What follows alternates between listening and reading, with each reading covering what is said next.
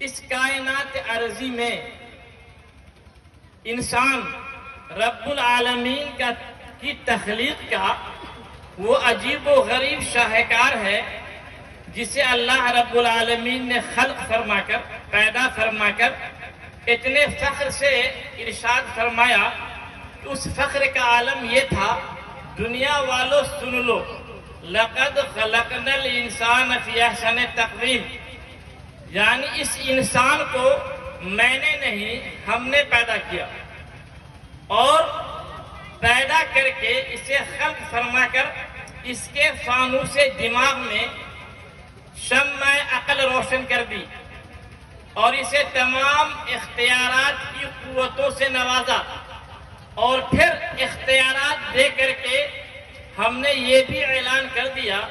اِنَّا هَدَيْنَاهُ السَّبِيلَ إِمَّا شَاكِرًا وَإِمَّا كَفُورًا، یعنی ہم نے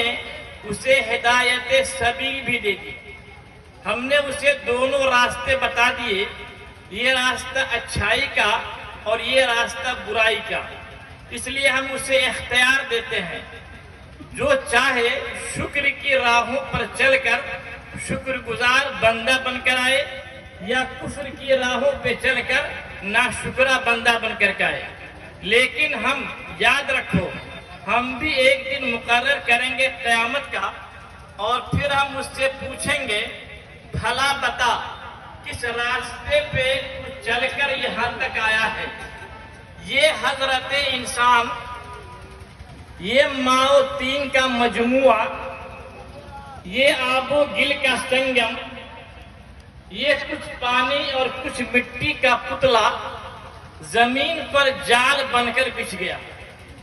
یہ آسمانوں پہ کمندیں ڈالنے لگا، زمین اس سے نہ بچی، پہاڑ اس سے نہ بچے، ہوا اس سے نہ بچی، فضا اس سے نہ بچی، اس نے سمندر کی ہیبت ناکی اور طغیانی کو چیلنج کرتے ہوئے اس کی موج سے موج کو ٹکرا دیا، اس نے جوے فلک پر اڑتے ہوئے ٹائروں کو بسمل کر کے زمین پر پھینک دیا، اس نے حباب کے دل توڑ دیے، اس نے آب رواں کی چادر تباہ کر دی، اس نے قعر سمندر میں بچھے ہوئے صدف کو سطح آب پر لا کر بے آبرو کر دیا، یہ لوہے کو آکاش میں اڑا رہا ہے، یہ موتیوں کی آبرو بچا رہا ہے، یہ دانے کو دھرتی سے اٹھا رہا ہے، یہ ذرے کا جگر چیر کر کے ایٹم بم نکال رہا ہے، یہ اس زمین کو ناقابل رہائش سمجھ کر آسمان، چاند اور ستاروں پہ ڈیرے ڈالنے جا رہا ہے، فرشتوں میں ہلچل سی مچی ہوئی ہے، خبردار، ہوشیار، جنت سے نکالا ہوا پھر واپس آ۔ ذرا غور کریں آج آپ کے پاس کس چیز کی کمی ہے؟ اللہ نے کتنی عظیم نعمتوں سے آپ کو نوازا ہے، کھانے کے لیے بے مثال قسم کی خوراکیں ہیں، پہننے کے لیے نو بنو پوشاکیں ہیں، عیش و عشرت کے لیے مادہ گلفام بھی ہے اور زادہ آرام بھی ہے، لیکن اس انسان کے پاس، اس ترقی یافتہ انسان کے پاس جو چیز نہیں ہے وہ سچی خوشی نہیں ہے۔ جب یہ انسان صبح میں اٹھتا ہے تو چیخ اٹھتا ہے کہ مجھے سکون نہیں ملتا، مجھے چین نہیں ملتا،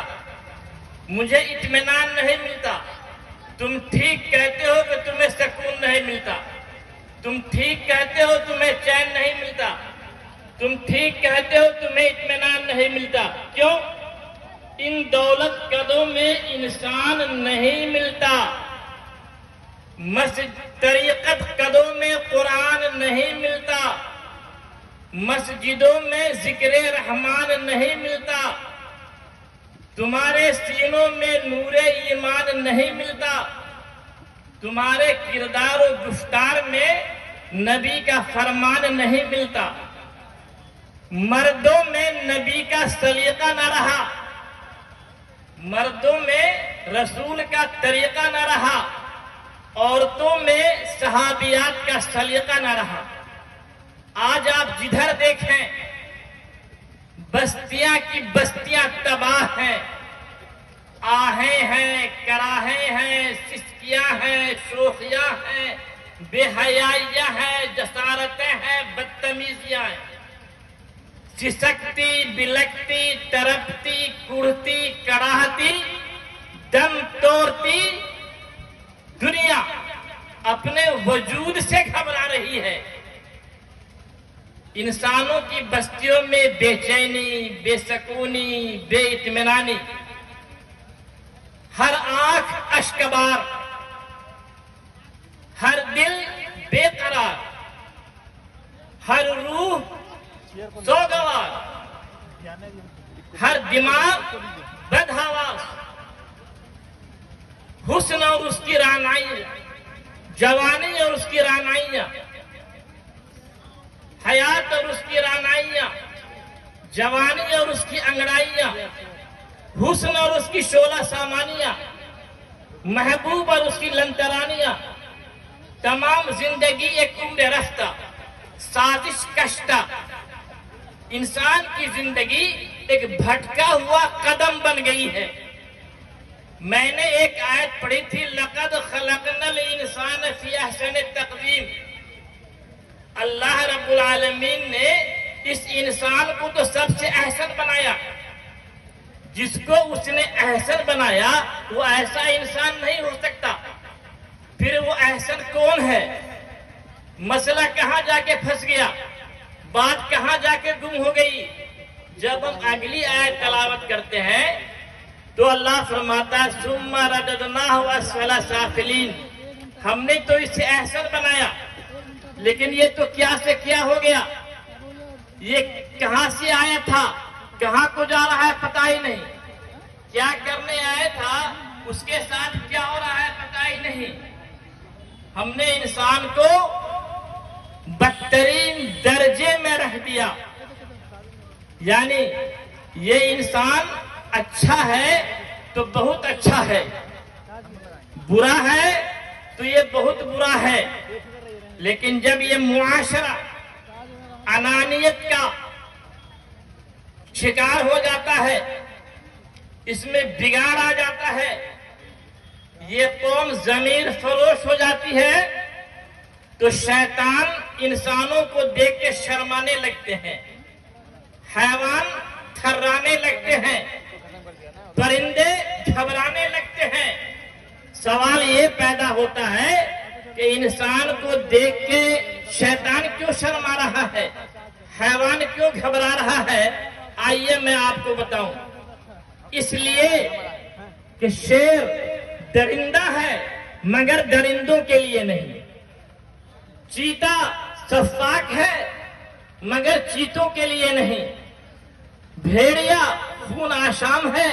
مگر بھیڑیوں کے لیے نہیں، سانپ زہریلا ہے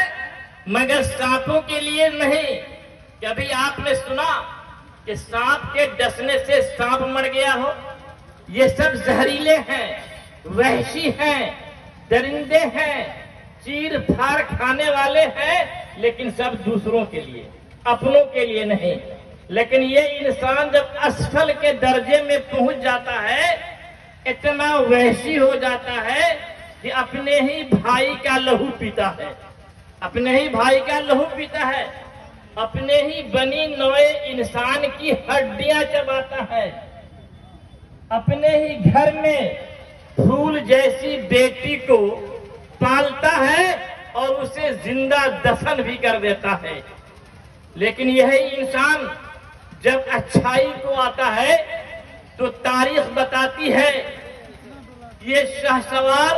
برق رفتار ہوتا ہے، انجم شکار ہوتا ہے، تہذیب کا دیوتا ہوتا ہے، ارتقاء کا پروردگار ہوتا ہے، اور یہ اتنا بلند ہو جاتا ہے، اتنی اونچائی پہ پہنچ جاتا ہے جہاں سے آگے فرشتوں کے پر جلتے ہیں، اور وہاں نبی اکرم محمد مصطفیٰ رسول عربی صلی اللہ علیہ وسلم کی نعلین پہنچ جاتی ہے۔ وہی شیطان راستہ بدل دیتا ہے اور فرشتے سجدہ کرتے ہیں۔ تو آج کا یہ جو اصلاح معاشرہ کانفرنس ہے، آج وہ انسان کی جو معاشرتی حالت ہے اسفل ترین درجے میں ہے۔ کلیاں ناکام ہیں، کلاہیں ناکام ہیں، جبے ناکام ہیں، دستار ناکام ہیں، مدارس بھی ہیں، مساجد بھی ہیں، منبر و محراب بھی ہے، کلیاں بھی ہیں، کلاہیں بھی ہیں، جبے بھی ہیں، دستار بھی ہیں، عالمانہ تقدس بھی ہے، فتحانہ طمطرات بھی ہے، خسروانہ جلال بھی ہے، شاعرانہ کبار بھی ہے، محدثین عظام بھی ہیں، مفتیان کرام بھی ہیں، چترویدی بھی ہیں، اصلاح معاشرہ کانفرنس بھی ہے۔ لیکن یہ بات نہیں ہے کہ اصلاح معاشرہ کانفرنس آج ہو رہا ہے، مسجدیں آج بن رہی ہے، علماء آج خطاب کر رہے ہیں، لیکن آپ بتا سکتے ہیں یہ امت زوال آمادہ ہے، زوال کی شکار ہے اور ہلاکت کے قریب ہے۔ میں صرف 2 حدیث کا ترجمہ کر کے ناظم جلسہ کے حکم کی پابندی تمام کرتے ہوئے آپ سے رخصت ہو جاؤں گا۔ اتنی اجازت چاہوں گا تو 2 حدیثوں کا ترجمہ پیش کرنے دیں۔ ام المومنین زینب رضی اللہ تعالی عنہ بیان فرماتی ہیں کہ نبی پاک صلی اللہ علیہ وسلم ہمارے گھر تشریف لائے، گھبرائے ہوئے تھے۔ بعض روایات میں آتا ہے کہ ان کا چہرہ لال تھا اور آپ نے کہا اہل عرب کے لیے ہلاکت ہے اس برائی کی وجہ سے جو قریب آ گئی، یاجوج اور ماجوج کی جو دیوار ہے اتنی کھول دی گئی۔ حضرت زینب نے سوال کیا، یا رسول اللہ انہلک وفی نسالہم، کیا ہمارا معاشرہ تباہ و برباد کر دیا جائے گا؟ تو اللہ کے نبی نے کہا ہاں، جب برائیاں زیادہ ہو جائیں گی، جب برائیاں زیادہ ہو جائیں گی، نماز پڑھنے والے کم، روزہ رکھنے والے کم، زکوٰۃ دینے والے کم، حج کرنے والے کم، اچھی بات کہنے والے کم ہو جائیں گے۔ اب اس حدیث کے تناظر میں حضرت علی بن ابو طالب رضی اللہ تعالیٰ عنہ کی حدیث پر میں اپنی بات ختم کر دوں گا۔ ذرا غور کرو، میں اپنے کان کو ڈھنگ سے سنو، کیا اس زمانے میں وہ باتیں ہیں یا نہیں ہے؟ میں تفصیل کا تو متحمل نہیں، اس لیے وقت کی بیڑی پاؤں میں جکڑی ہوئی ہے۔ اللہ حضرت علی بن ابو طالب رضی اللہ تعالیٰ عنہ کہتے ہیں کہ اللہ کے رسول نے فرمایا اذا فعلت امتی 15 خصلۃ، جب میری امت کے لوگ، میری سماج کے لوگ، گاؤں والے، معاشرہ والے، خاندان والے، گھر والے جب 15 بات کرنے لگیں گے تو ان پر بلاؤں کا نزول ہوگا، مصیبتوں کی برسات ہوگی، آسمان سے پتھر گرے گا۔ کیا لوگوں نے سوال کیا یا رسول اللہ وہ چیزیں کون ہے؟ تو آپ نے فرمایا اذا کان المغنم دعلا، جب لوگ مال غنیمت کو باپ کی میراث سمجھیں گے، والمغنم والامانت مغنما، امانت کو غنیمت سمجھیں گے، والزکاۃ مغرما، زکات کو ٹیکس سمجھ لیں گے۔ غور کرو، وَأَطَاعَ الرَّجُلُ زَوْجَتَهُ، شوہر اپنی بیوی کی غلامی کرے گا، فرما برداری کرے گا۔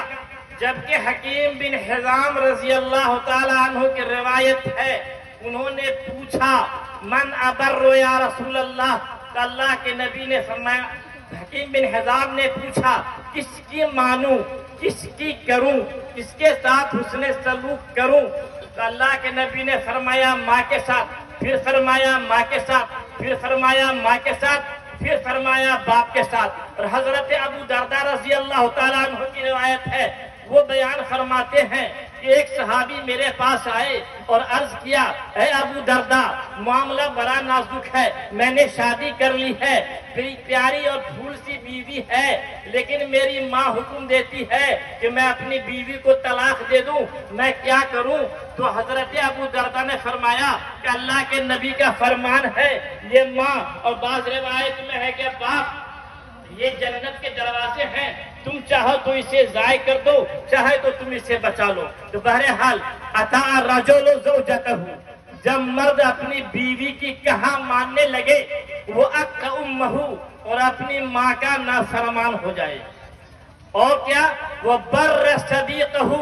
اپنے دوستوں کے ساتھ گلچھرے اڑائے، وہ جفا اباہو، اپنے باپ کو تکلیف دے، اور کیا وارتفعت الاصوات فی المساجد، اور مسجد میں ہنگامہ شروع ہو جائے، بٹن دبا ہنگامہ، اعلان کیا ہنگامہ، چٹائی بچھی ہنگامہ، کسی نے کچھ کیا ہنگامہ، مسجد اکھاڑا بن جائے۔ آج کل ہر کوئی مسجد اس سے خالی نہیں ہے۔ وارتفعت الاصوات فی المساجد، جب مساجد میں ہنگامے شروع ہو جائیں، اور کیا فرمایا وَكَانَ زَعِيمُ الْقَوْمِ أَرْذَلَهُمْ، اور جب قوم کا بدترین آدمی، نکما آدمی تمہارا لیڈر بن جائے، تمہارا رہنما بن جائے، تو سمجھو مصیبتوں کا نزول ہوگا۔ اور کیا فرمایا وَأُكْرِمَ الرَّجُلُ مَخَافَةَ شَرِّهِ، انسان کی عزت کی جائے تو اس کی برائی کی وجہ سے کی جائے۔ اور کیا فرمایا وَشُرِبَتِ الْخُمُورُ، شراب پی جائے، شراب عام ہو جائے، لبس الحریر، اور ریشمی لباس پہنے جائیں، واتخذت القیان والمعازف، اور رقص اور موسیقی یہ عام ہو جائے، وَلَعَنَ آخِرُ هَذِهِ الْأُمَّةِ أَوَّلَهَا، اس امت کے پچھلے لوگ اگلے والوں کو لعن طعن کریں۔ جبکہ مصعب بن عمیر رضی اللہ تعالیٰ عنہ کی روایت آتی ہے، مصعب بن عمیر رضی اللہ تعالیٰ عنہ اللہ کے نبی کے دربار میں پہنچے۔ مصعب بن عمیر کا عالم یہ تھا کہ اسلام سے پہلے اس جیسا نفیس لباس کسی کے جسم پر نہیں تھا۔ بہرحال خلاصہ یہ کہ جب شراب پیا جائے، رقص اور موسیقی کی محفل عام ہو جائے، پہلے والے پچھلے والے اگلوں پر لعنت ملامت کریں، تو فَلْيَرْتَقِبْ عِنْدَ ذَلِكَ رِيحٌ حَمْرَاء، ایسے وقت میں سرخ آندھی کا انتظار کرو، خسفن و مسخن، تمہارے چہرے بدل دیے جائیں گے یا تمہیں زمین پر دھسا دیا جائے گا۔ اللہ رب العالمین سے دعا ہے کہ جو 15 باتیں اللہ کے نبی نے ہلاکت کی بتائی ہے، اللہ اس سے ہمارے معاشرے کو بچا لے، آمین۔ ربنا تقبل منا انک انت السمیع العلیم۔ السلام علیکم ورحمۃ اللہ۔ ماشاء اللہ 15 منٹ میں 15